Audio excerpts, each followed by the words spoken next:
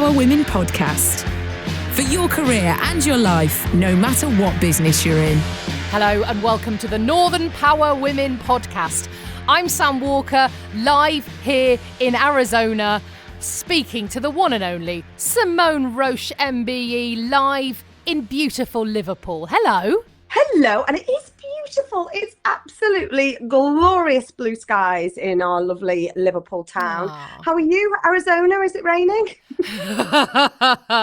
It's going to really cool down next week. It's going to dip below about 35 next week. We've got a bit of a cold week coming up. Oof. I'll be honest with you. I'm sitting here. I've had to turn the aircon in my little office off because it sounds like a freight train. So I've had to turn it off. So we can't talk for too long this week. Otherwise, I will just be a puddle on the floor. Mind you, weight loss. There we go. The amount of eaten and drunk during this lockdown. Maybe this is a solution for me to get back into any of the clothes I bought. Always a win. There's always a win in everything, isn't it? So how's your week? Have you put some self-care into this week? No. I'm lying. I did spend some time on my boat. Now, you've got a boat, Simone. You famously live on the beautiful Lady Isabella, of course, in Liverpool. I felt jealous of this and I thought, do you know what? I want a boat. So I now am, and I don't know if you saw this on my Instagram stories, a proud owner of a beautiful boat. And I spent some time on my boat at the weekend. Yes, she's a blow-up dinghy and it's on my pool, but I've still got a boat. It's on water. It floats. Fingers crossed. So therefore, so what's she called? I haven't got a name for her yet. I think we should try and name her. I know. I do feel that I should name her, but she doesn't yet have a name. Okay, well, there we go. There's one for the Insta, Twitter population out there. What should HMS Sam be called? Maybe she should just be called Northern Power Woman. There we go, right there in Arizona. I think we've already nailed it. There we go. I'll get some biro out. Oh no, that's probably going to pop her. I'll get a Sharpie out and write it on the side. How's your week been? Do you know what? I have been from east to west of the north of England and back again. And how I may have done that. So we've been hosting a series of power circles this week. So we started Monday in Liverpool and we went off to the Toon of Newcastle and then yesterday in Yorkshire. And what we've been doing has been great. You know, I've been a bit kind of worried about some of our senior leaders and they're making these big deal decisions, etc. And I just wanted to bring these groups together. You've been on one of our power circles, a few of our power circles in Manchester. Yeah. And the whole premise is we're not talking about glass ceilings or just the things that people think we're going to talk about as groups of women. We're talking about what we can do. You know, we're in this situation. We're looking towards a new norm and there's all manner of buzzword bingo out there and phrases going on and they're talking about, what is it, build back good? Well, I don't think we need to go back anywhere. You know, so what absolutely came across from these three different groups was looking forward about what can we do. And there was a focus on actually looking at self-care in our own personal self-care because we need that to be able to make these decisions. But I wanted to share with you, last week you shared 4 or 5 key words. I wanted to share with you 2 phrases that massively struck with me this week. And one of them, I asked a chief exec, Adrienne Kelby, we've had her on one of our podcasts, and I said, how are you? So she's a chief exec, senior woman living in isolation. And I said, how is it? She goes, it's good. You know, I'm communicating with the staff in lots of different ways and everything. She goes, it's good, but it lacks colour. My life lacks colour. Yeah. And I thought that really struck me because this is a really buoyant woman, a really strong leader in the nuclear industry, which you can imagine is probably quite tough. But that struck me. Life lacking colour. Just as an aside, I remember the Northern Power Women Awards 2019 and the absolute joy that those women in nuclear, when they all bounded up onto the stage to win the award, they were just infectiously joyful. They were wonderful. So I can imagine her living, in isolation. That's a perfect phrase, life lacking colour, because she's such an amazing, colourful character. Isn't she? And that resonated with me. You know, that was one. And then the other one was, again, it's about, we've talked on here about setting the bar too high and posting pictures of your, the homeschool timetable and all this kind of things. And the guilt that comes with that. We talked about this last week, but Andrea, who was on our Liverpool Power Circle, talked about, let's not worry about the kind of going back, because we can't go back. We just said that, you know, what we are all doing now around this table, in this room, outside this room, neighboring buildings, businesses, organizations, we are writing history right now because no one's been down that path. It kind of brought the Zoom call to a sort of pause as we all reflected on that. And then almost a sense of excitement, fear, apprehension comes together to go, right, okay, so what can we take on? Yeah. What stories are we going to rewrite? And those two things, after traveling the length and breadth of the North this week, really stuck with me. And it was brilliant. It was fantastic to have these groups together. So for me, I've done all that traveling without any train station. So it was, for my week was most definitely winning. Oh, do you know what? I'm going to make you a really dodgy cheese and pickle sarnie, you know, a little bit dry around the edges, floppy in the middle. I'll pop it in a jiffy bag so you feel you're at a railway station. There you go, I'll get you right at home. Oh, that'd be lovely. And if there could be a delay, so which obviously there would be, and it probably would arrive mouldy, I'd be all over that. Now, look, you mentioned your week has been spent on Zoom, as so many of our weeks, of course, have been spent on Zoom. I spend my whole time, really annoyingly for me, the best. I mean, I'm talking to you now from my little voice booth, but if I've got 4 or 5 people I'm trying to log on to a podcast call, I have to go into the corner of my bedroom and kneel down behind a chair because that's the strongest Wi-Fi. So very glamorous.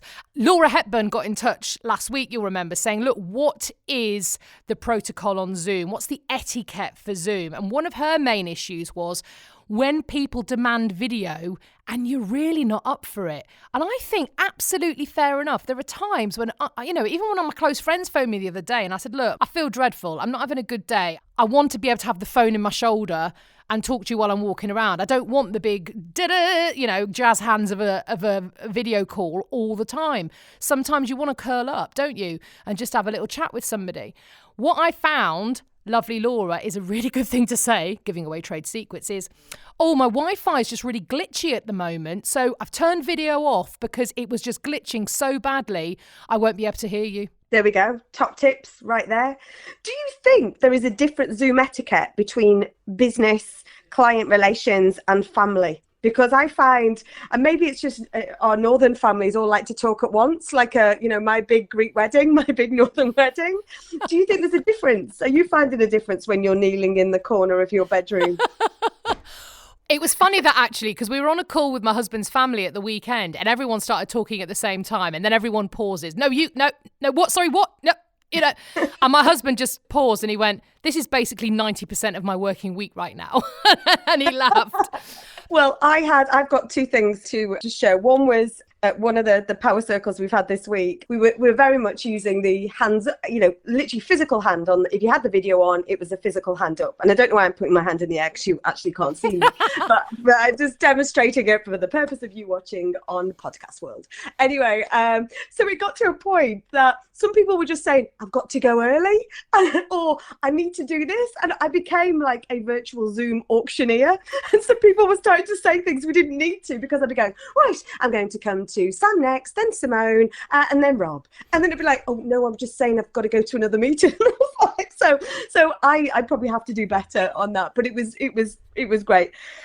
The second thing was we had a social drop-in Northern Power Women chat. I called it Winning Wednesday. You know, I thought we tried something last week, really mindful of, again, people living on their own, or you just want to see people that are not your family or work colleagues. Yes. In a different space. And I think that's been something that's come out this week. So we're there, 20 of us last night, all having a good old chat. And the next minute, you know, it has like a waiting room on Zoom. Yeah. So I allowed in Olivia G, because I thought Olivia G was from, I thought she was from Manchester Airport, you know, one of our supporters. But yes, Olivia G came in. No, Olivia G was hardcore porn trying to share their screen. No. So yes.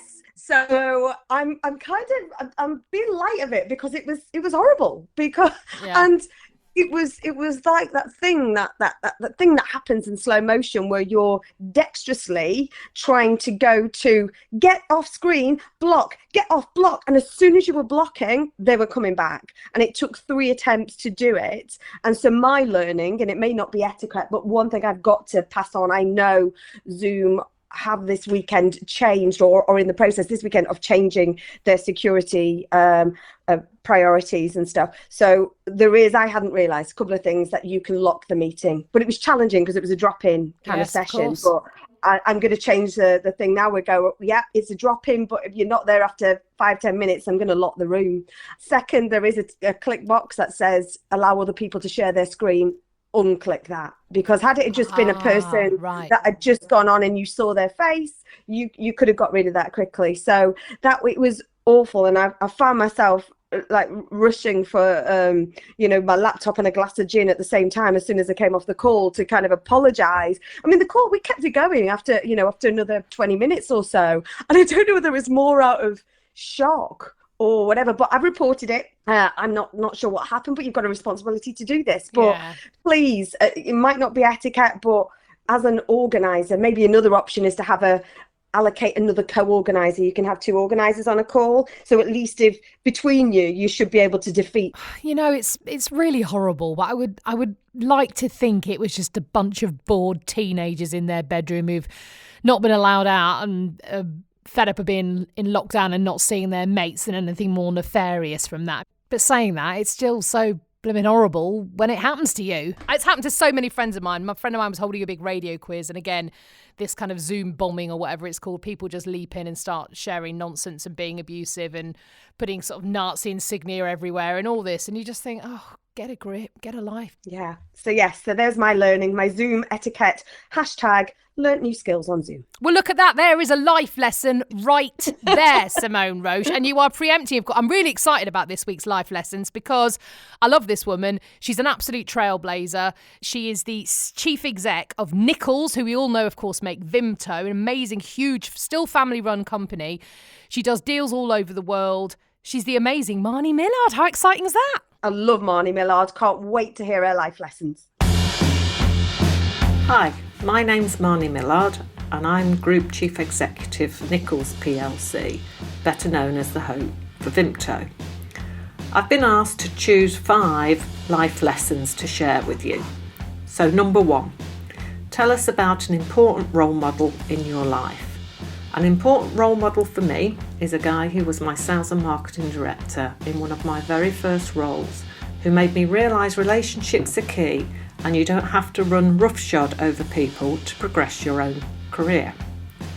Number 2, what's one piece of advice that has really stuck with you?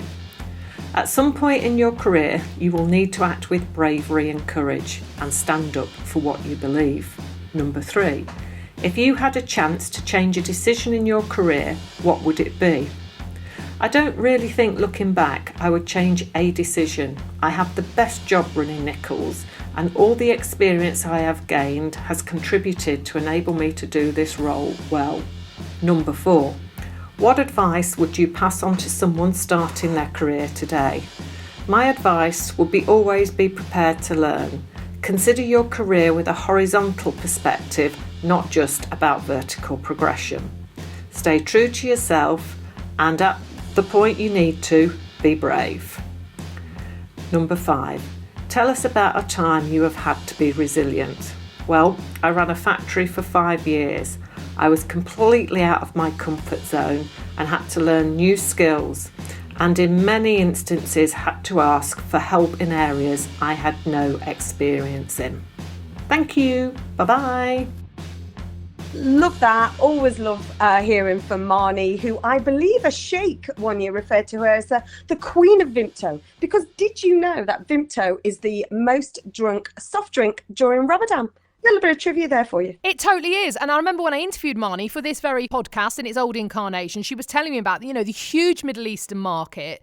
And funnily enough, when I moved first here to Phoenix, Arizona, just over a year ago, we went into the shops and realised how expensive food was, has a little panic attack. And then I know what I'm going to look for. And I look for that brilliant Middle Eastern supermarket. Because we are veggie, we eat a lot of beans and lentils and pulses and all that stuff to get our protein. So we went to this place. What is it full of? As I opened the door, Vimto, wall to wall. I felt right at home. I was like, I'm in Manchester. So I found Vimto in the desert. So happy days. There you go. Happy days. Love a bit of Vimto. So look, we would love to hear from you and your life lessons. If you would like to share them with us, we send you a bunch of questions. You can choose 5 that you'd like to answer and then just send us a voice memo. It's dead easy. Let us know, please. We would so love to hear from you. podcast@northernpowerwomen.com. Look, Simone, before I turn the aircon back on and pull myself up off the floor, what's to do in the world of haircuts? I bet you see, we were talking about home haircuts last week. There's some shockingly brilliant ones, frankly, around. Oh, absolutely. There are some brilliant ones. And I know we've had a bit of a Zoom focus tonight, but every time I'm having to stack my laptop differently. So it's higher than you can't see my hairline or my part line. And earlier this week, I was interviewing, we're doing some video focus groups for our forthcoming Northern Power Futures podcast, spoiler alert. And we were asking some of these young folk, and I asked, and my hairdresser's son, actually, he's going to start an apprenticeship this year. So I asked him, and I'm like, Jenny, please don't tell your mother. Otherwise, she will break lockdown and she'll be down here from Southport to Liverpool with her hair colouring gear. But yes, how people have been literally, it is like going back to the bowl days. And I think people are doing the home haircuts banking on the fact that nobody is able to see the back of their head. So yes. There's some payback going out there, so please keep some of those, keep those photos coming in, because we've had some crackers. We'll put a montage together when we get them. Love to see them. You can tweet us @NorthPowerWomen or find us @NorthernPowerWomen on Instagram as well. Just bung us a photo. It can be the back of the head. And also, if you're proud of a haircut that you've done, they don't have to be disasters. They can be one that are actually showing off your new skills. So we'd love to see those as well. Thank you very much. Talking of haircuts, before I head off, I have to let you know the haircut to end all haircuts was in my town this week. President Trump left the east coast of America for the first time since the pandemic happened. Now this is quite brilliant. He flew to see a factory that makes the top-end surgical masks, okay? The ones that you need for to stop respiratory infections and diseases transferring, the real high-end surgical masks. He arrived at the factory, didn't wear a mask throughout his whole tour, even though he's at a mask factory, hugged lots of people, and then flew home again. Interesting times. It's all about leadership, though, Sam. That's right. Lead by example and all that. Absolutely. It's been terrific to talk to you as ever, Simone. Stay safe. Enjoy your boat. I'll enjoy mine. Go and get some ice on your brow. So there we go for another week. Thank you so much for listening to the Northern Power Women podcast. The next one will be arriving in your podcast app on the 18th of May. Please do subscribe now and you won't miss an episode. I'm Sam Walker and the Northern Power Women podcast is a What Goes On media production.